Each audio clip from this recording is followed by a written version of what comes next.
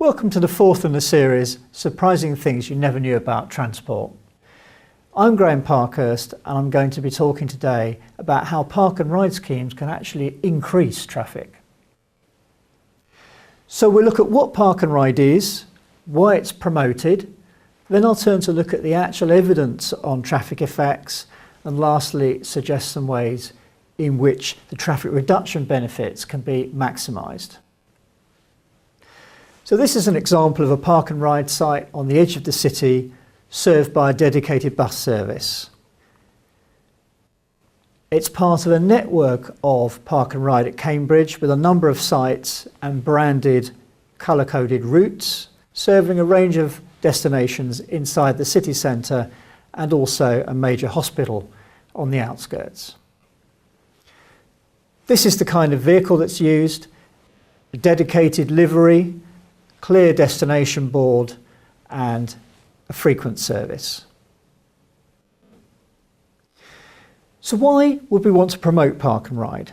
Well, some possible economic objectives are that it provides additional parking.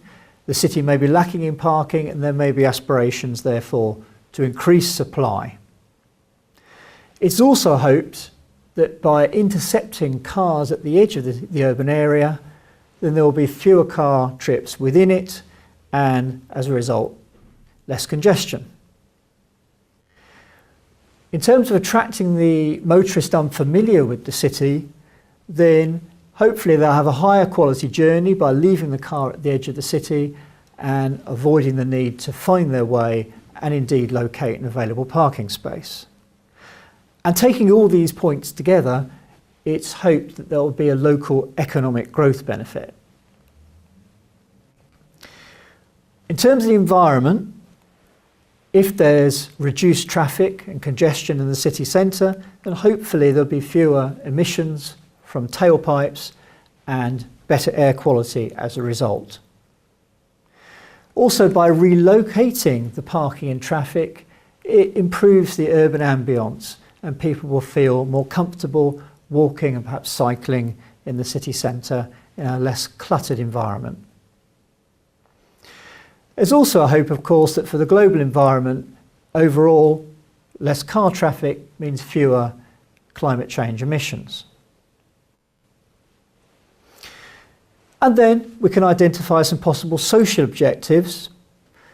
Of course, park and ride assumes that a car is available, either owned or available on the day of travel, and therefore it might not benefit the poorest in society.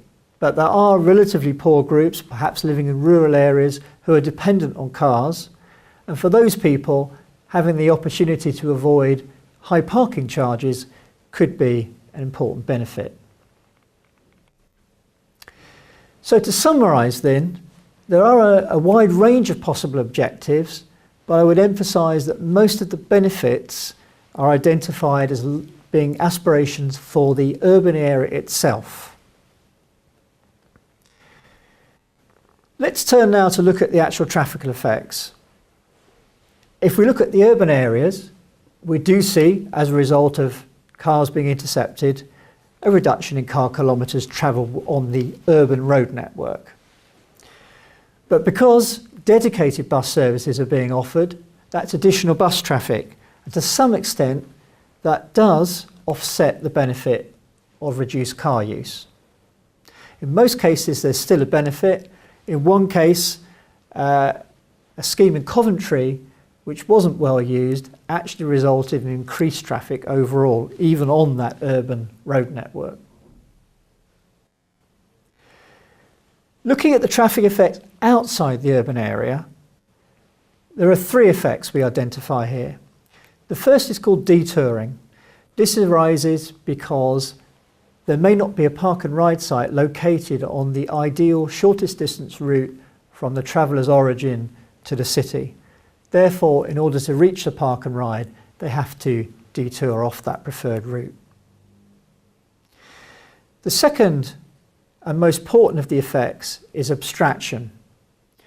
This arises where people were already using public transport, rail or bus services from close to their origins in order to reach the city centre. By transferring them to park and ride, they add a relatively long car trip to the network and reduce a relatively long public transport trip. In addition, we saw some new trips being made.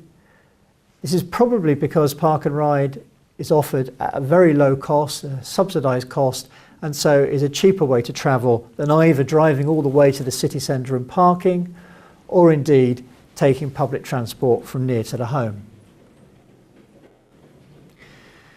Putting all those effects together, the relatively small urban traffic reduction shown in most cases, here identified in green, is clearly outweighed in climate change terms and traffic terms by the extra traffic generated outside the urban area, with blue showing that net increase being significant in every case.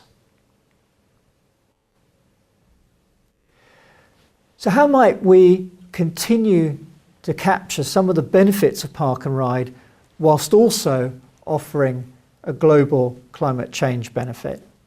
Well, one alternative suggested here is link and ride. Now, the idea is that smaller park and ride sites are offered along the routes of existing public transport services, a bit like happens with the railway network. So these are added to bus routes that are already operating, given a higher priority, and people are therefore able to interchange very early in their journeys.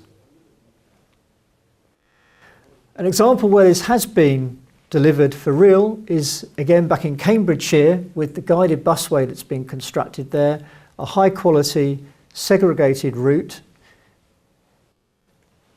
and the routeway serves a number of villages and small towns, and in some cases park and ride sites have been provided. So to conclude, park and ride is potentially an important traffic management tool. But most existing schemes only really address the local objectives, and there's an important global environmental disbenefit in terms of greater traffic overall and greater emissions. So careful scheme design is critical to ensure we achieve global as well as local benefits. And one of the most important factors is that we should be intercepting car trips early in the journey, not almost at the last minute as the car traffic is entering the city. Thank you for your attention.